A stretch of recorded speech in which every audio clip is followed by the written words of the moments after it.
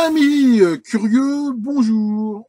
On dit que la curiosité est un vilain défaut, et c'est vrai que parfois elle l'est, quand surtout on veut se mêler de choses qui ne nous regardent pas, donc ça peut être un vilain défaut, mais à mon sens c'est aussi parfois une immense curiosité. Je dirais même c'est un des moteurs de la connaissance, ce qui fait avancer la connaissance, avancer la science, c'est bien souvent simplement la curiosité de savoir qu'est-ce qu'il y a derrière ce truc, comment marche un truc, et ainsi de suite. Et cette curiosité me pousse, à chaque fois que je vois un truc et que comme ça je vois pas comment ça marche, toujours essayer de me renseigner. Alors, peut-être pas pour tout savoir, je veux dire, il y a tellement de trucs qu'on peut pas tout savoir, mais au moins connaître le principe de fonctionnement. Et dans cette optique-là, je me suis dit que je pourrais peut-être vous montrer un truc sympa, et regardons ça ensemble. Hier, j'ai acheté dans un magasin que je fréquente depuis fort longtemps, quelque chose dans lequel il y avait exactement ceci.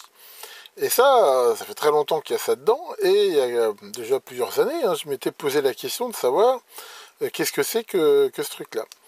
Et j'avais demandé à la vendeuse, qui m'avait dit que c'est un système anti-vol, mais sans plus.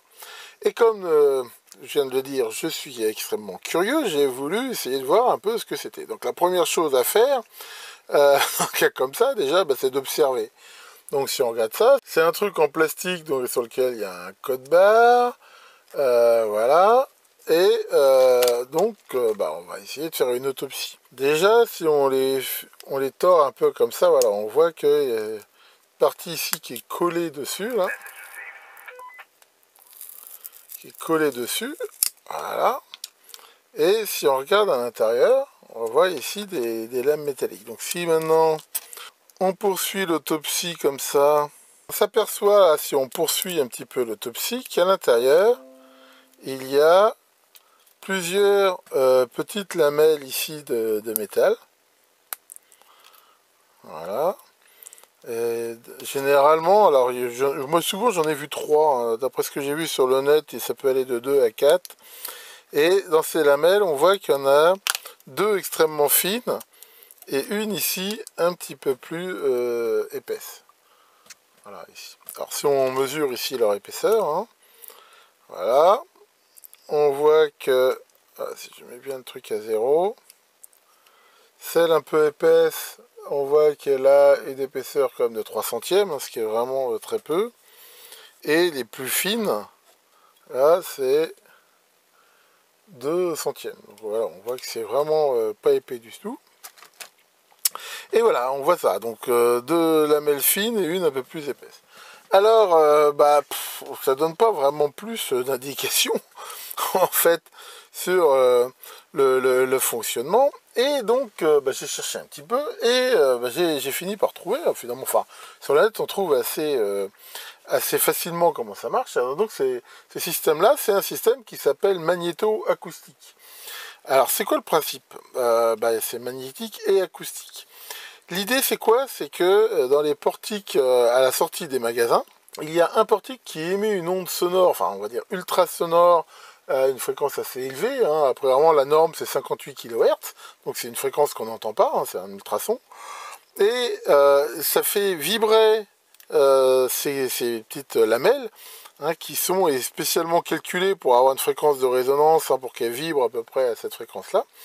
Et donc ça les fait vibrer à côté de cette petite plaque ici qui est magnétisée, et ça, ça perturbe le champ électrique, et l'autre partie du portique le détecte, ça fait un signal électrique, alors c'est pas très clair si ça le détecte ou si ça le perturbe, enfin bon, en gros ça fait une perturbation électromagnétique qui, elle, est détectée et déclenche l'alarme.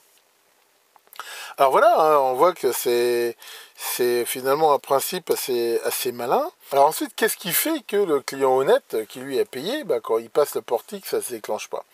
Parce que justement, ce qui fait la détection, c'est le fait que la lame ici, elle est un petit peu magnétisée. Donc en gros, grâce à un système électromagnétique, on la démagnétise, et ce qui fait que la lame, elle vibre, mais elle ne perturbe plus assez le champ électrique, et c'est comme ça que ces étiquettes ici sont désactivées. Alors ces étiquettes, comme on peut le voir, elles ont un code barre dessus. Ce code barre ne sert strictement à rien. En fait, c'est une sorte de camouflage. C'est-à-dire que j'ai vu sur internet que quand on les achète, on peut les acheter avec ou sans code barre, mais c'est un code barre bidon mais c'est plutôt pour essayer de faire croire que c'est le code barre de l'article et non pas une protection. Pour info, là je voyais sur internet, si on veut en acheter 1000, ça coûte 21 € pour 1000 étiquettes, hors taxe. Bon, on voit que c'est quand même pas très très cher, et a priori, donc c'est un standard, hein, tous les systèmes existent. Alors il y en a aussi qui sont faits pour pas être désactivés, mais que on met sur des vêtements ou des choses comme ça. Bon, d'après ce que j'ai vu, hein, en gros, il y a 3 grandes familles de systèmes anti-vol, et ça, donc c'est un des systèmes. Donc ça marche plutôt bien. Alors ça a quelques inconvénients sur lesquels je vais pas m'étendre ici, parce que mon but ici est de montrer la sécurité de ces trucs-là et pas donner des mauvaises idées à des malfaisants pour la contourner. Mais je veux dire, voilà, c'était ce système que je voulais montrer, que j'ai trouvé relativement original. Alors ensuite, il y a mon côté hacker, et mon côté hacker, il dit, bah, quand tu récupères des trucs comme ça, est-ce qu'avant de le mettre à la poubelle, il n'y a pas une opportunité d'en faire quelque chose? Et ben en fait, j'ai trouvé de l'utilisation pour ces trucs-là. Alors, la première utilisation que j'en ai, en fait, c'est des cales de précision. Quand on fait de la mécanique de précision, on sait très souvent qu'on a besoin d'avoir des cales pour pouvoir ajuster, je sais pas, des roulements, des réglages. Et ça, bah, ça permet, vu que c'est très très fin, alors on peut éventuellement mettre plusieurs épaisseurs, mais ça me sert ici de cale. Maintenant, ce métal ici, qui est quand même un petit peu plus rigide que du papier d'alu, hein, on voit le papier d'alu, il se tord, alors ici, ça je m'en sers aussi des fois pour faire, par exemple, là je vais vous montrer une utilisation que j'en ai, qui est par exemple de réparer des filetages de foirés. Donc par exemple, ça c'est ma plaque de test pour pouvoir tester les filetages, et le filetage ici pour le truc 2.5, il est un petit peu abîmé. Donc, bon, je le change sur ma plaque, mais en attendant, voilà, si on découpe une fine lamelle comme ça, qu'on met à l'intérieur, ça fait un peu comme une cheville, et qu'on vient ici revisser dessus, voilà, quand on avisse, et ben ça répare, voilà, ça refait un filetage qui reste solide, hein, je peux tirer dessus, et voilà, c'est une des utilisations possibles, hein, de ces barres-là. Voilà, enfin bon, après on peut trouver, je pense, aussi d'autres utilisations. Ce qui fait que c'est vrai que bah, je récupère toujours ces antivols là quand j'en ai dans des trucs que j'achète, et bah, à la demande, je les réutilise.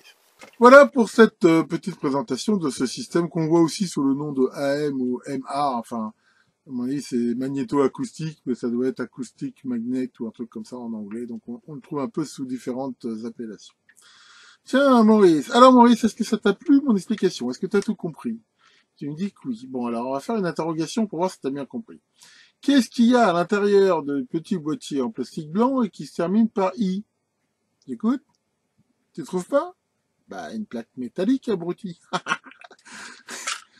Bon, je suis vraiment pas gentil avec ce Maurice.